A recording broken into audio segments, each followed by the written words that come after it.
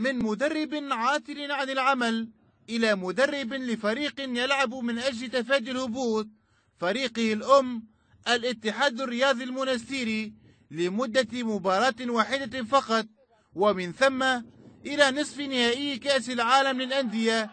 إنه فوزي البنزرتي هذا المدرب المثير للجدل أينما حل. فوزي البنزرتي زاد عنده طلعات، عنده نعوات نقولوا بالتونسي احنا، اللي يعمل حاجات ما يتوقعها حتى انسان. فهو هرب على المستير فوجد نفسه في النصف النهائي في كأس العالم، وحظا مبروك عليه، مبروك الرجاء البيضاوي، وان شاء الله يعني يرجع للجاده فوزي البنزرتي ويسلك الطريق المستقيم. فوزي البنزرتي قائد سفينة الرجاء البيضاوي استطاع في ظرف وجيز أن يخط اسمه بأحرف من ذهب في سجل كأس العالم للأندية، كيف لا، وهو أول مدرب عربي يصل إلى نصف نهائي هذه المسابقة الهامة.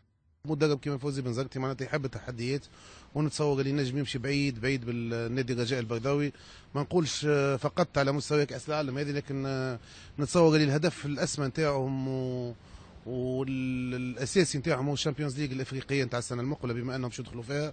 نجاح البنزرتي خلق حوله إجماعا من الإطار التدريبي التونسي على قدرة المدرب التونسي على التألق والبروز إذا ما توفرت عوامل النجاح. علي زريعة، العربية، تونس.